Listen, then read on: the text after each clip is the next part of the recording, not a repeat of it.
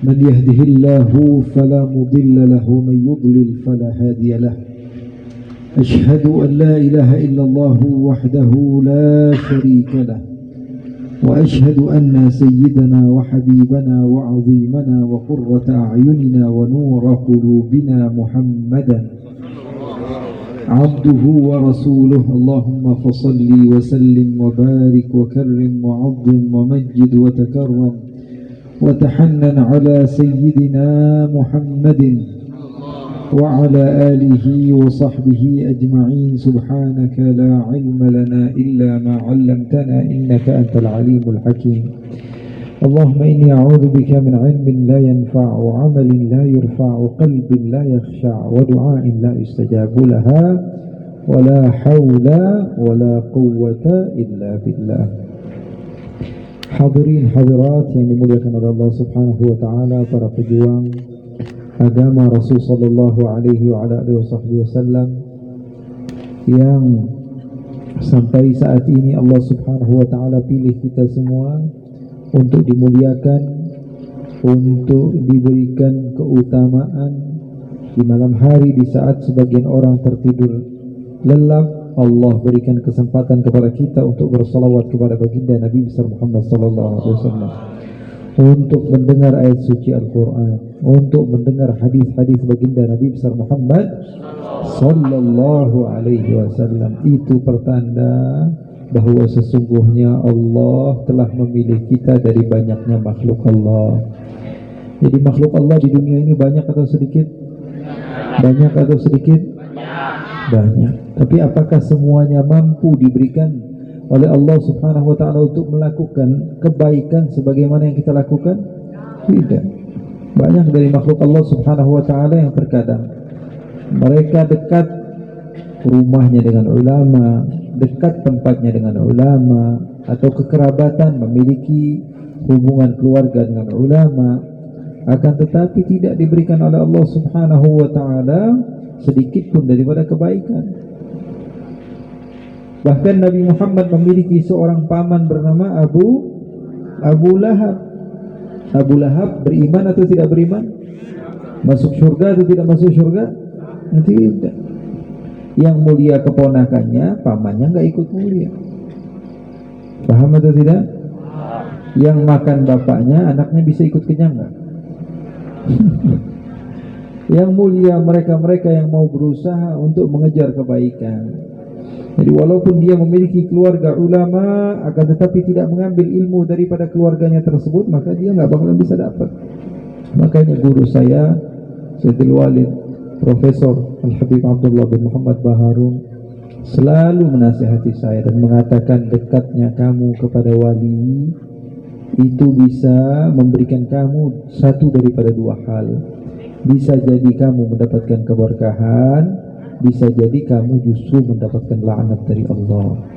Karena sesungguhnya seseorang biasanya kalau keluarga sendiri yang ulama atau wali atau orang yang dekat dengan Allah, dia akan beralasan, kamu mah, saya mah tahu kecilnya, ya mainnya, saya tahu mainnya, saya tahu mudanya.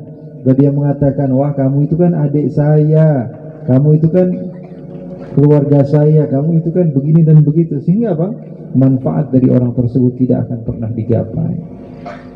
Sama seperti ulama yang ada di tempat kita sendiri. Al-Imamul Haddad dulu, ya, murid-muridnya bertanya, kenapa kok sekelas Imam Haddad, ya, yang wiridnya dibaca di mana-mana, yang ratibnya dibaca di mana-mana, yang sholawatannya dibaca di mana-mana. Nah, saya pergi dari Sabang sampai Merauke berdakwah. Saya sampai masuk ke Papua. Saya di Asia, kebanyakan negara di Asia, di Australia, di Eropa saya masuk. Saya berdakwah di mana-mana. Setiap dakwah di tempat tersebut, saya selalu mendengar pujian-pujian Al-Imamul Haddad dibaca di mana-mana. Mau dimanapun saya berada, saya dengar orang-orang kenal kepada Al-Imamul Haddad. Pada masa Imam Haddad, banyak sekali orang yang tidak mau mengambil keilmuan daripada Al-Imamul Haddad, padahal beliau wali, ilmunya banyak, alim. Lalu beliau Al-Imamul Haddad mengatakan, begitulah manusia. Manusia itu kalau orang yang dia memiliki ilmu adalah orang kampungnya sendiri ataupun orang daerahnya sendiri, tidak menarik bagi mereka. Makanya saya berpesan, di Banyuresmi ini banyak ulama, ya, banyak di kampung kita ini banyak orang-orang yang berilmu, banyak orang yang pintar. Ambil keilmuan mereka, ya, ketika keilmuan mereka bersanad kepada Nabi besar Muhammad sallallahu alaihi wasallam, ambil keilmuan mereka. Ayo kita bantu bareng-bareng, kita punya komunitas, kita punya organisasi, berjuang bersama-sama. Ya, tidak mesti ulama harus berdiri sendiri, tidak. Apapun yang kita miliki daripada latar belakang, wah kami ini kumpulan preman, ya, tapi preman kami takut sama ulama, itu namanya preman yang soleh, preman yang soleh.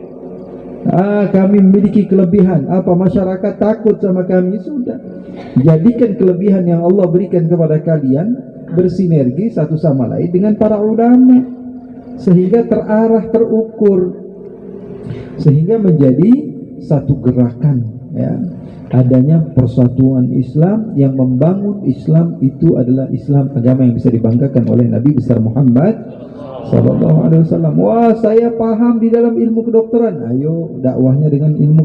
Saya paham ekonomi, ayo dakwahnya dengan ekonomi. Itulah yang diharap-harap baginda Nabi besar Muhammad sallallahu alaihi wasallam, bersinergi satu sama lain, ya, tidak perlu mengambil alih urusan orang lain.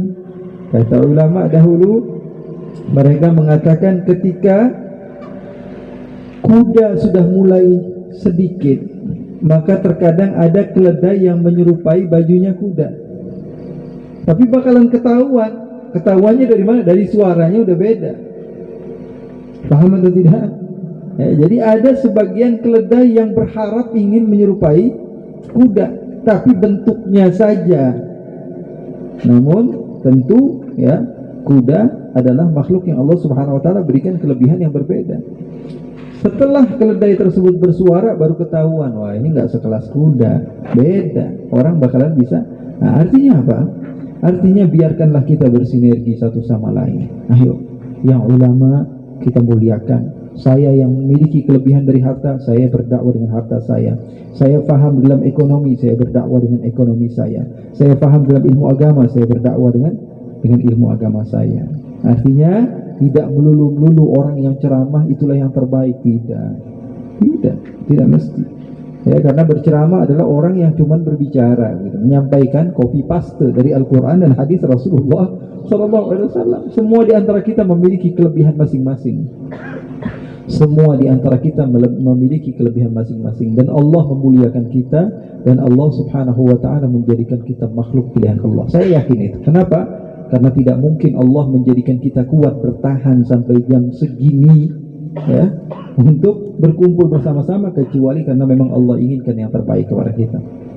Kira-kira kalau besok berdiri di sini sendirian, mau nggak? Nggak mau. Karena bukan untuk Allah, bukan untuk Rasulullah. Tapi di malam hari ini sampai sekarang kita masih mau duduk di tempat ini, menunjukkan bahwa apa? Kita ini berjuang, walaupun kita tidak sesoleh para ulama, para sulaha, kita juga punya hati yang pengen banget dekat sama Allah, pengen banget dekat sama Rasulullah. Hanya saja terkadang kita nggak tahu jalannya, ya. Kita bingung. Ulama semakin banyak, semakin berbeda pendapat. Yang satu bilang ini boleh, yang satu bilang nggak boleh. Lah kita nggak paham mau ikut yang mana. Betul atau tidak? Setiap di kampung aja ada satu ustadz dengan ustadz yang lain berbeda pendapatnya. Kita yang nggak paham ilmunya mau ikut yang mana? Yang satu bilang ini sah, yang satu bilang nggak sah, yang satu bilang haram, kalau yang satu bilang sunnah, yang satu bilang nggak sunnah masih mending. Jauh, yang satu bilang haram, yang satu bilang wajib. Ada yang bilang maulid Nabi harus wajib dilakukan, ada yang mengatakan maulid Nabi nggak boleh dilakukan. Mau ngikut yang mana? Orang saya baca alif ba ta aja masih belum lancar. Kira-kira orang awam bingung atau tidak? Bingung atau tidak? Bisa-bisa ketipu atau tidak? Iya, bisa-bisa ketipu kita sama orang-orang yang seperti itu. Makanya ini yang dinamakan ulama-ulamaan, ya, mengajak orang masuk ke surga-surga. Surganya nggak benar, cuman diceritakan surga, padahal surganya nggak ada, kosong. ketika di akhirat dia bertanya kepada Allah, ya Allah, mana surga saya yang dijanjikan oleh sahabat saya? Maka kemudian Allah katakan bahwa dia bukan orang yang saleh. Maka dia mengatakan, ya laitani, dia mengatakan, andai saja ya Allah, saya tidak mengambil dia untuk menjadi sahabat saya atau orang yang saya belajar darinya. Pada saat itu sudah tidak bisa lagi untuk menyesali. Makanya ngambil guru itu harus benar-benar jelas. Saya ngambil guru, yang penting orang-orang mengatakan dia ini guru, ya sudah kita ikut. Ya enggak begitu. Harus cari tahu ini guru ngambil ilmunya dari mana. Betul atau tidak? Nah, gurunya ini ngambil ilmunya dari mana lagi? Gurunya lagi ngambil ilmunya dari mana lagi? Kata Abdullah ibn al-Mubarak, kata beliau, al-isnadu min ad-din, falawla al-isnadu laqala man syaa ma syaa. Sanad keilmuan seseorang itu adalah agama. Misalnya kita punya guru, seorang ulama yang terkenal, kita tahu keilmuan beliau, sanad beliau, nasab beliau. Contoh, Sayyidul Walid Al-Habib Muhammad Rizik bin Hussein bin Shahab hafizahullah, beliau punya guru dikenal, ya. Guru beliau diantara mengambil ilmu daripada mengambil ilmu ijazah dari Sayyid Muhammad bin Ali Al-Maliki. Sayyid Muhammad bin Ali Al-Maliki mengambil ilmu daripada, atau beliau mengambil daripada guru beliau Al-Habib Muhammad bin Ali Al-Habsyi. Ali Al-Habsyi mengambil ilmu daripada Al-Habib Ali Al-Habsyi, dari Habib Ali Al-Habsyi Kuitang. Atau kita katakan Sayyid Muhammad bin Ali Al-Maliki tadi mengambil ilmu dari Sayyid Ali bin Abbas Al-Maliki. Sayyid Ali bin Abbas Al-Maliki mengambil ilmu dari ayahnya Sayyid Abbas, mengambil ilmu dari gurunya lagi Sayyid Bakri Syata, mengambil ilmu dari gurunya lagi Sayyid Ahmad Zain. Jelas pengambilan ilmunya. Atau guru-guru kita, ya, guru para Nahdliyin, Ki Hashim Asy'ari, ulama besar, alim, punya guru Sayyid Ahmad Zaini Dahlan, sambung pengambilan ilmunya. Jadi kalau gurunya pengambilan ilmunya jelas, kita tenang. Karena gurunya ngambil dari gurunya, gurunya ngambil dari gurunya, gurunya ngambil dari gurunya sampai kepada Rasulullah SAW. Paham atau tidak? Ya. Sekarang kita kalau punya guru, kita cari tahu ini guru ngambil ilmu dari mana, gurunya lagi ngambil ilmu dari mana, sehingga ada yang bisa mempertanggungjawabkan keilmuan kita. Makanya kalau orang yang faham tentang keilmuannya tidak mudah menyalahkan orang lain. Tapi kalau ya ilmunya seadanya, maka gampang sekali menyalahkan orang lain. Dikit-dikit orang salah. Bikin maulid kayak gini dibilang salah. Salahnya di mana coba? Ya, ada nggak yang nyalahin maulid Nabi? Ada nggak yang nyalahin maulid Nabi? Ada, banyak. Sampai sekarang ada nggak kelar-kelar. Kenapa? Karena sudah dibahas oleh para ulama dari semenjak zaman dahulu. Mereka sudah mengatakan iya, tidak mengapa melakukan maulid Nabi. Tiba-tiba ada lagi cecunguk keluar lagi. Dia bilang maulid Nabi ini nggak boleh karena tidak dilakukan oleh Nabi Muhammad. Tidak semua yang tidak dilakukan oleh Nabi Muhammad adalah sesuatu yang tidak boleh. Semua, ya, banyak sekali apa yang kita lakukan pada malam hari ini diantaranya tidak dilakukan oleh Nabi Muhammad. Dan tidak mesti sesuatu yang tidak dilakukan oleh Nabi Muhammad adalah sesuatu yang salah. Nabi Muhammad berdakwah melalui sosmed nggak? Tidak. Berarti nggak boleh dakwah di sosmed. Berarti ustaz-ustaz nggak ada yang benar tuh. Ustaz-ustaz ada di Facebook, ada di Instagram, ada di YouTube. Betul atau tidak? Ya masih, tapi itu kan keharusan segala macam, keperluan. Sekarang saya tanya, Nabi Muhammad pernah atau tidak mengeluarkan zakat dengan beras? Cari dari Bukhari, Muslim, kitab-kitab sunan semuanya. Tidak satu pun ada hadis Nabi yang menceritakan bahwa Nabi Muhammad pernah mengeluarkan zakat dengan beras. Tapi orang Indonesia kalau zakat fitrah pakai apa? Berarti orang Indonesia semuanya sesat. Semua orang Indonesia sesat karena mengeluarkan zakat pakai beras. Alasannya Nabi Muhammad tidak pernah mengeluarkan zakat dengan beras. Berarti tidak boleh dong zakat dengan beras. Nabi Muhammad di sana bukan makan pakai beras, tapi pakai gandum. Yang dikeluarkan gandum zakatnya. Lalu sebagian mengatakan tidak boleh selagi Nabi Muhammad tidak melakukan. Tapi apa yang dia lakukan, dia juga zakatnya pakai beras. Nah ini setengah-setengah. Namanya keilmuannya setengah-setengah, nanggung-nanggung. Ada sesuatu yang cocok sama dia, dia lakukan, yang nggak cocok dia tinggalkan. Na'udzubillahi min dzalik. Makanya saya tekankan lagi bahwa kita banyak ulama-ulama yang alim, jangan takut. Ulama-ulama yang paham dengan Al-Quran dan Sunnah banyak ya, nggak terhitung. Kita punya ulama banyak. Kata sebagian ulama bahwa yaqulu qaumun an hudahum dhallu qallu fi asrina hadha aw qallu qultu kalla walakin jallau an tarahum a'yunul juhali. Sebagian orang sudah mengira bahwa ulama sudah nggak ada, sudah habis. Yang pintar-pintar kayak di Garut dulu ada ulama yang cerdas, yang alim, sampai-sampai diberikan mikrofon sampai di Al-Azhar Syarif di Mesir menjadi pembicara, namanya Kiai Haji Anwar Musaddad ya, yang membangun sekolahan Al-Musaddadiyah. Banyak lagi ulama-ulama kita, ulama-ulama yang sekelas itu mana nggak ada lagi. Kata sebagian ulama, sebagian orang mengira bahwa ulama kita yang alim-alim sudah tidak ada atau sudah sedikit sekali. Apa kata beliau? Qultu kalla walakin jallau an antarahum a'yunul juhari. Sebenarnya bukan tidak ada, tapi mata kita saja yang buta atau su'udzon kepada ulama-ulama yang alim. Kadang-kadang kita sudah merasa diri kita puas dengan kemampuan kita, sudah, sehingga apa? Kita tidak melihat lagi kepada para ulama-ulama yang berilmu yang begitu banyak. Jangan tanya di mana ulama, tapi tanya di mana mata yang husnudzon memandang kepada para ulama. Catat itu. Jangan ditanya mana kewujudan para ulama, tapi tanya mana mata yang husnudzon berprasangka baik kepada para ulama-ulama kita. Makanya sekali lagi saya katakan, jangan dengerin orang-orang yang pengen ngebubarin majelis-majelis seperti ini. Ya, mereka pengen ilmiah, ayo ilmiah, bareng-bareng kita bermuzakarah, bermusyawarah. Ya, kita punya guru. Ya, jangankan guru, sama santri sajalah, sama saya lah, sama santri. Saya masih santri, masih mondok. Ayo, kalau ada orang yang bilang Maulid Nabi tidak boleh, kita ngobrol baik-baik. Kalian berpegang teguh kepada Al-Quran, ayo kita ngobrolnya pakai Al-Quran. Kalian berpegang teguh kepada hadis Nabi, ayo saya ngobrolnya pakai hadis Nabi Muhammad SAW. Rumah saya nggak jauh, di Warung Petai, masih kecamatan Banyuresmi. Ayo ngobrol baik-baik sesuai dengan Al-Quran dan Sunnah Nabi besar Muhammad SAW. Karena agama itu dengan dalil. Ya, jadi jangan dikira bahwa mereka saja, wah kami menggunakan dalil. Emang kita pakai apa? Pakai Injil, pakai Zabur, pakai Taurat? Tidak.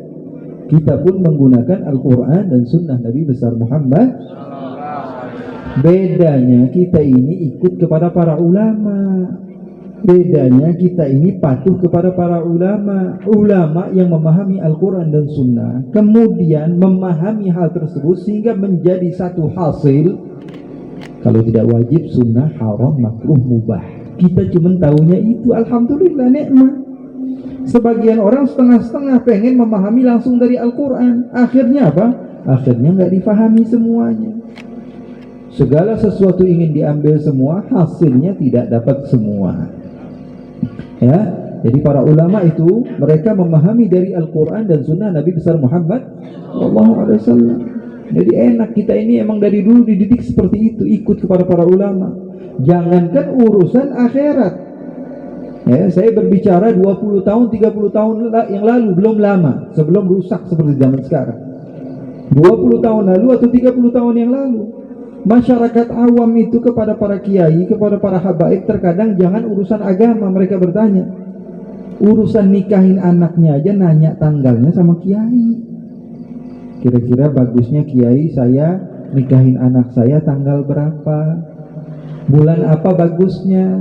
Bahkan kadang-kadang buka toko aja nanya, saya mau bisnis ini, kira-kira kiai, ustadz, ya Habib, bagusnya kapan, bisnisnya apa. Urusan dunia saja mereka terkadang masih bertanya kepada para ulama, para kiai, apalagi urusan agama. Makanya sekali lagi saya sarankan untuk tidak terprovokasi kepada sebagian orang yang melarang perkumpulan-perkumpulan seperti ini.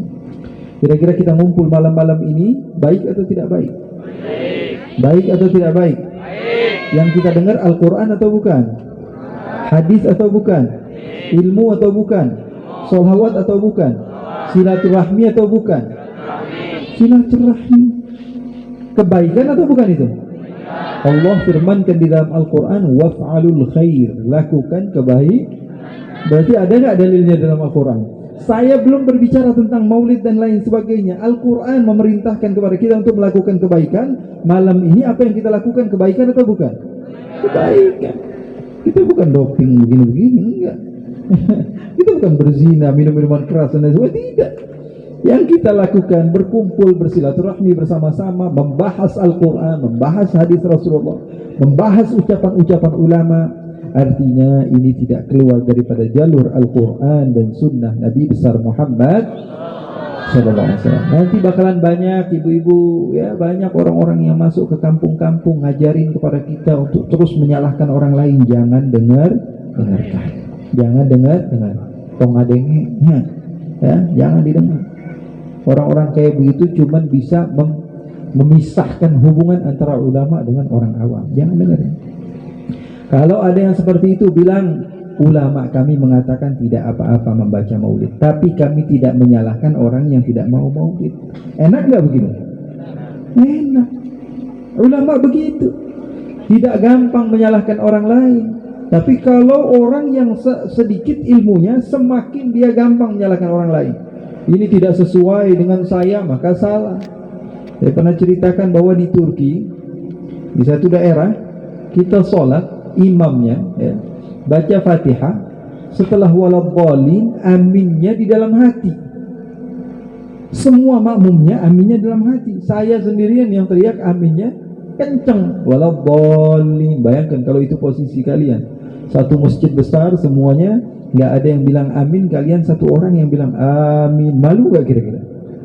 Apa seketika saya akan mengatakan, wah di Garut nggak ada yang begini nih. Saya di Jakarta nggak ada yang begini nih. Di Indonesia saya keliling nggak ada nih yang begini nih. Apa saya akan katakan bahwa hanya orang daerah saya saja yang masuk surga, sementara orang Turki tidak masuk surga? Nah, itu di mana otaknya seperti itu, ya? Jadi intinya perbedaan jadikan kenikmatan, ya. Ada orang beda-beda, sudah nggak apa-apa.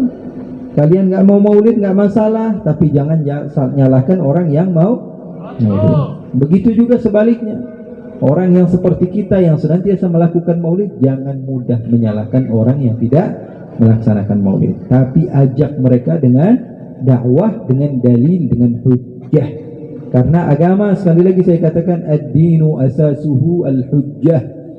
Agama asasnya adalah dalil. Jadi tidak boleh melakukan sesuatu kecuali ada pengambilannya dari Al-Quran dan sunnah Nabi besar Muhammad sallallahu alaihi wasallam. Dan kita memiliki banyak ulama-ulama yang memahami Al-Quran dan sunnah Nabi besar Muhammad sallallahu alaihi wasallam. Kalau sudah, ya, bulan Maulid mulai rame, bulan Rajab mulai rame lagi surat Mi'raj, ribut lagi. Bulan Ramadan mulai lebih rame lagi. Sholatnya ada yang 20 rakaat, ada yang formasinya 4-4-3, ya, sholatnya. Mulai sibuk, semuanya mulai sibuk lagi. Debat tiap tahun gak ada kelar-kelarnya. Padahal yang keluar-keluar dia doang, ya. Ulamanya pada dia, ulamanya membahas secara ilmiah.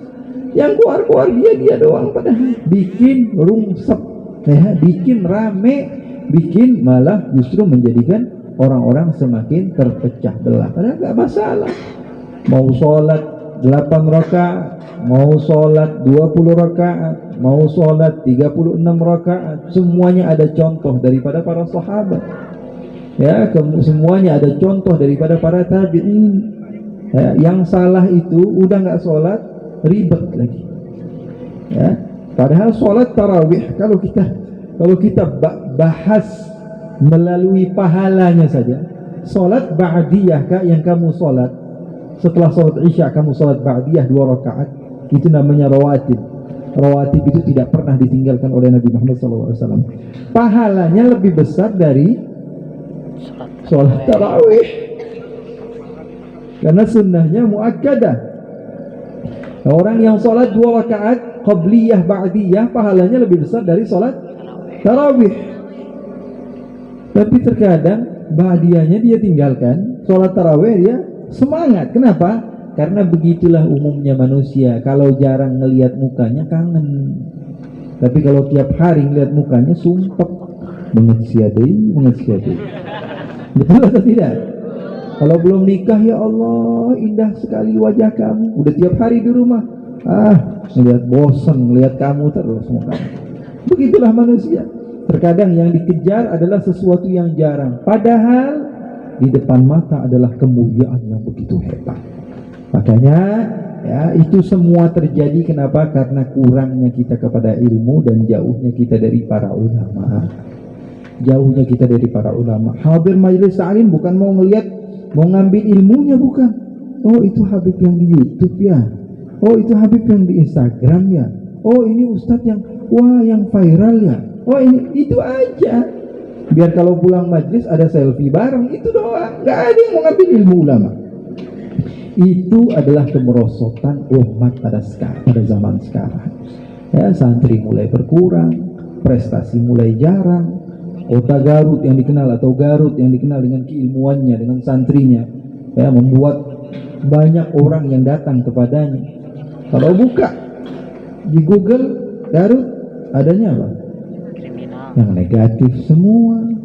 Cerita orang diperkosa, cerita orang nyangsang di mana? Bunuh diri. 6 hari nggak jelas ceritanya. Cerita apa? Hal yang negatif semua. Ya, Garut ada orang yang begini, orang begitu, orang begini, orang begitu. Ceritanya semuanya tidak ada yang menarik. Itu yang didengar oleh sebagian orang di luar. Kalau dulu Garut, kota santri, kota ulama, ya, kota yang melahirkan mahabbah, cinta kepada Rasul, cinta kepada keluarga Nabi, cinta kepada ahlul bait, cinta kepada para habaib. Sekarang mana? Mana itu? Ya, ini harusnya kalau misalnya zaman kita ini kita rasa adalah zaman yang buruk bagi kota kita, bagi kabupaten kita, ayo lahirkan anak-anak kita yang berjuang dari sekarang. Ayo, saya Mahbib jauh dari Allah, jangan sampai anak saya jauh. Saya betul-betul tidak paham tentang ilmu agama, jangan sampai anak saya nggak paham. Saya betul-betul tidak memiliki prestasi, jangan sampai anak saya tidak memiliki prestasi.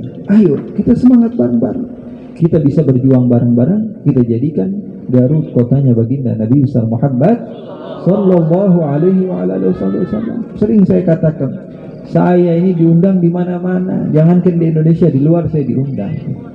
Tapi kalau undangannya dari Garut, saya lebih semangat. Undangannya dari Garut, saya lebih semangat. Karena apa? Karena kita ingin merubah daerah kita dahulu sebelum kita merubah orang lain. Jangan sampai orang-orang berebut dengan kita, sementara di daerah kita sendiri, di rumah kita sendiri, semuanya serba kekurangan. Mudah-mudahan kita semua pulang dari majlis ta'lim ini, majlis ilmu ini, majlis maulid ini, diberikan oleh Allah subhanahu wa ta'ala hati yang terbuka. Pulang dapat pahala yang banyak sekali, ya, pulang dijadikan oleh Allah termasuk orang-orang yang sadar, itu saja. Pulang mudah-mudahan jadi orang yang sadar, berjuang. Ya Allah, saya ini nggak lama lagi hidup saya, umur saya sudah 40 tahun ini sekarang. Wah, berapa tahun lagi? Bisa 20 tahun lagi, bisa 10 tahun, bisa hari ini saya meninggal.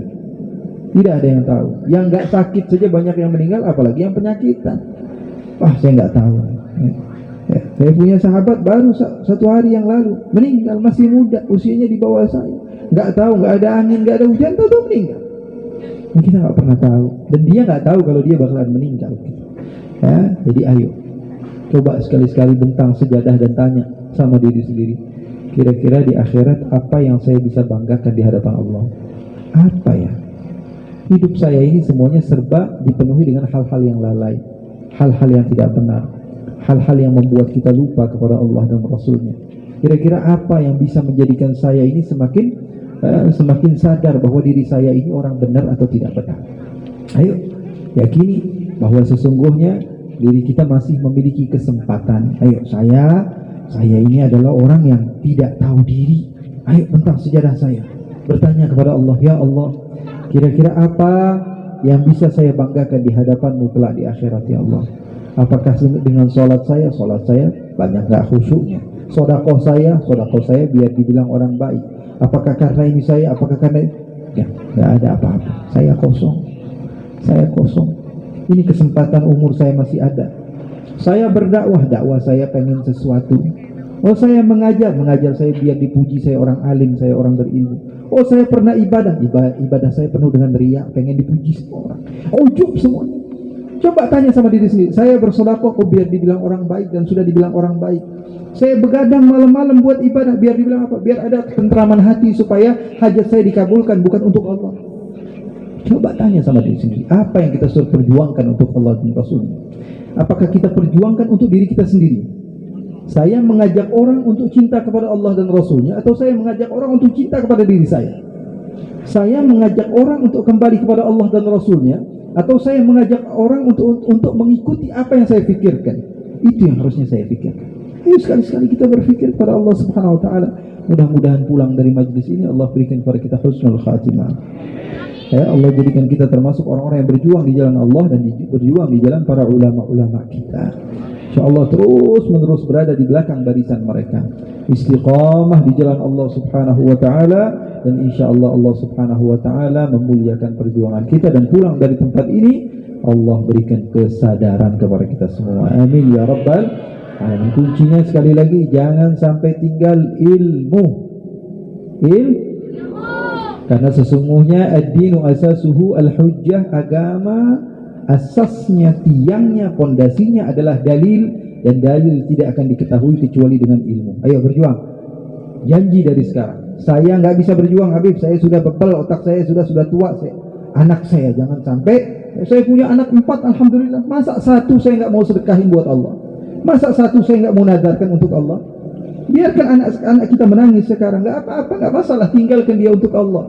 Tapi nanti di akhirat kita nggak ada yang nangis, kita bahagia semua ketika anak kita menjadi ulama. Dulu saya merasa sedih, dibuang, mondok jauh-jauh, ya, sampai ke Hadramut, ke Yaman, saya nggak boleh pulang.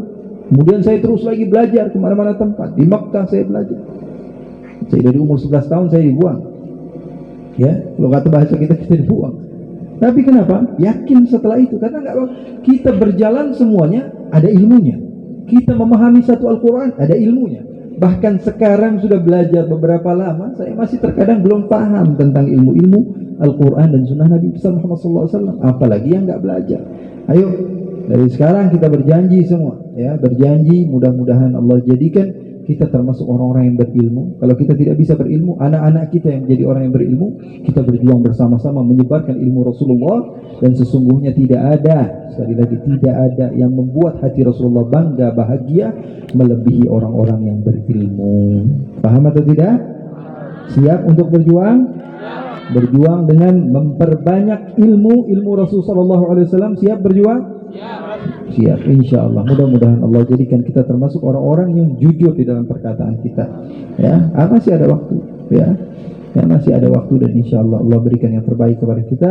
Allahumma ja'al jam'ana hadha jam'an marhuma, wa tafarruqana min ba'di tafarruqan ma'suma, wa la taj'alillahumma fina wa la minna wa la ma'ana syaqiyan wa la mahruma. Ya Allah, jadikanlah perkumpulan kami ini perkumpulan yang Engkau cintai. Ya Allah, tidaklah kami keluar dari tempat ini kecuali dosa kami telah Engkau hapus. Ya Allah, derajat kami telah Engkau naikkan. Ya Allah, ya Rabbal Alamin, ya Rahman, ya Rahim, ya Akramal Akramin, ya Rahman, ya Rahim, ya Rahimal Masakin. Ya Allah, ya Rabbal Alamin, pada malam hari ini kami mengaku bahwa kami adalah hamba yang jauh sekali dari kategori orang-orang yang sempurna. Ya Allah, kami tahu kami banyak melakukan maksiat, kami banyak melakukan kekurangan, kami tahu siapa diri kami. Ya Allah, manusia mungkin tidak mengenal siapa kami, akan tapi kami yang paling tahu siapa diri kami. Melakukan maksiat secara zahir, melakukan maksiat secara batin. Di saat orang-orang hadir kami melakukan maksiat, di saat orang-orang tidak tahu terkadang kami melakukan maksiat. Ya Allah, ya Rabbal Alamin, Engkau yang paling mengenal siapa kami. Kami ikhlas berdoa kepadamu pada malam hari ini. Ya Allah, dari dalam hati kami berdoa tanpa ujub, tanpa kibir, tanpa riya, tidak ingin dipandang oleh orang. Ya Allah, kami tidak ada hijab antara kami dengan Engkau. Ya Allah, kami berdoa dengan ikhlas. Ya Allah, ampuni dosa-dosa kami. Ya Allah, kami tahu bahwa semuanya kami tidak pantas berdoa kepadamu. Ya Allah, tapi kami yakin orang-orang yang hadir di sekitar kami adalah orang-orang yang saleh. Ya Allah, maka bantulah doa kami diijabah dengan keberadaan mereka. Ya Allah, kami tahu kami orang yang nakal, Kami orang yang tidak benar, kami orang yang jauh dari kategori orang-orang yang saleh. Tapi di dalam hati kecil kami juga ada keinginan ya Allah untuk bisa menjadi hamba yang saleh, hamba yang nurut, hamba yang ikut kepada ajaran-ajaran kekasihmu Rasulullah SAW yang sudah berjuang di jalanmu ya Allah. Akan tapi kami tidak ada perjuangan sedikit pun kecuali untuk diri kami sendiri ya Allah. Ya Allah ya Rabbal Alamin, jadikanlah kami termasuk orang-orang yang diampuni dosa kami ya Allah. Kami takut ya Allah, azabmu begitu pedih ya Allah di dunia. Ketika kami kehilangan sesuatu daripada hal duniawi kami sudah bersedih ya Allah. Ketika kami kehilangan salah seorang di antara keluarga kami sudah bersedih ya Allah. Apalagi di akhirat kelak ya Allah, ketika kami telah diberikan tempat di neraka-Mu. Na'udzubillah min dzalik, kami takut ya Allah. Untuk mendengar namanya saja kami takut ya Allah. Oleh karena itu jauhkan kami dari api neraka, jauhkan keluarga kami ya Allah. Kalaupun kami orang yang soleh dan mendapatkan surga-Mu, kami takut mata kami memandang anak-anak kami tersiksa di neraka, orang tua kami tersiksa di neraka, murid-murid kami tersiksa di neraka ya Allah. Tidak ada kebahagiaan bagi kami kecuali ketika kami dikumpulkan bersama-sama semua orang yang kami cintai di surga-Mu kelak ya Allah ya Rabbal Alamin. Di malam hari ini, di saat semua lidah tertutup ya Allah, di saat mata tertidur ya Allah, kami memohon meminta kepadamu dengan ikhlas ya Allah. Berikanlah kepada kami husnul khatimah ya Allah. Walaupun kami tidak pantas, sekali lagi kami memberanikan diri kepadamu ya Allah. Kami meminta husnul khatimah. Berikanlah kepada kami husnul khatimah. Berikanlah kepada kami husnul khatimah ya Allah ya Rabbal Alamin. Engkau memberikan kesempurnaan kepada kami, kebahagiaan kepada kami untuk mampu memanggil namamu ya Allah ya Allah ya Allah. Jangan haramkan lidah kami untuk terus bisa memanggil namamu ya Allah ya Allah ya Allah. Berapa banyak orang yang beriman akan tapi lidah mereka Engkau kunci untuk tidak bisa memanggil namamu ya Allah.